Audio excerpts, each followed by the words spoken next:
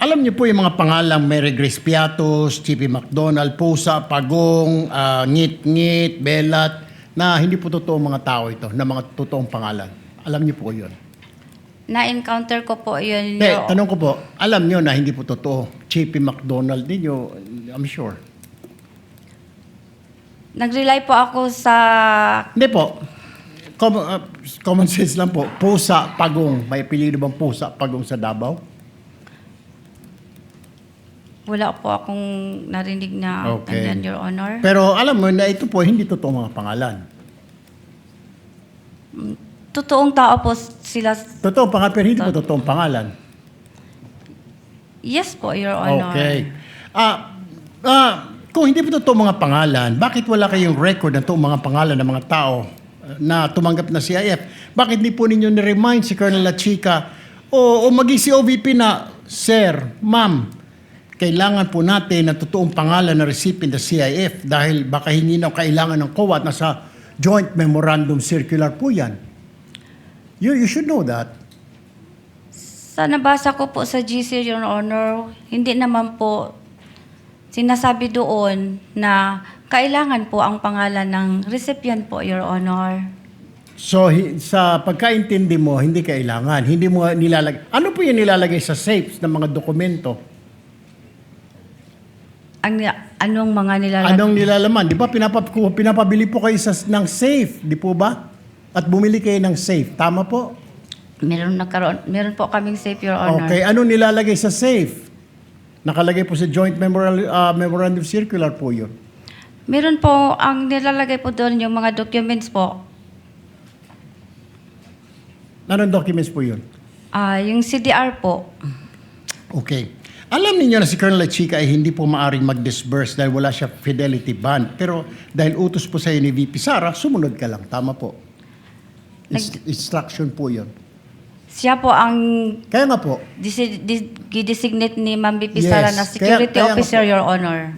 Kaya nga po. Pero alam niyo na wala po siyang fidelity bond. And yet, dahil utos po ni VP, dinisburse po sa kanya. Tama po? Yes, Your Honor. Okay. So, tanggap mo rin po ang rason ni Colonel La Chica na huwag ka na magtanong kasi confidential fund yan. Hindi ka pwede magtanong. Despite the fact na ikaw ang disbursing officer at baka sumabit ka. So, hindi mo na tinanong, ano ba talaga ito, Colonel? At delikado ito, baka sumabit ako. Tama na ba yung sagot niya? Huwag ka na magtanong, tumahimik ka na lang dyan dahil confidential fund yan. Ikaw ang disbursing officer. Meron po siyang binigay sa akin, Your Honor, na fund utilization report po, Your Honor. Aside po sa pag-verify ko sa kanya kung bakit ito ang pangalan, Your Honor. Kasi confidential in nature po yun, Your Honor. So sa tingin mo, walang mali po sa paggasta ni Colonel La Chica sa intelligence fund, confidential fund ng Office of the Vice President?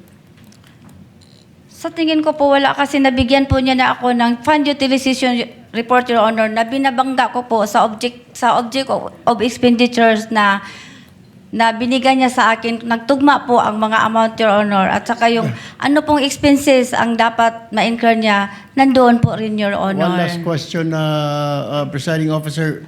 So, ibig kong sabihin, from the very start po, pagbibigay ng mga alias, walang totoong pangalan, paggasta ng mga class sa mga tree planting, okay lang yun.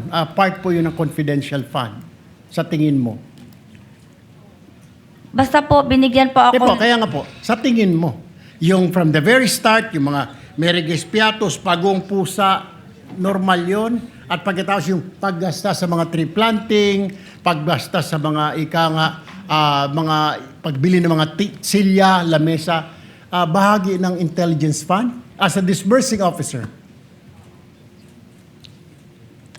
Marami kasi ang tanong mo, No, ang Your tanong ko nga Honor. po, tama ba sa tingin mo yung paggasta ni Colonel La Chica, pagbili ng mga lamesa, upuan, tree planting, confidential fund, ma'am?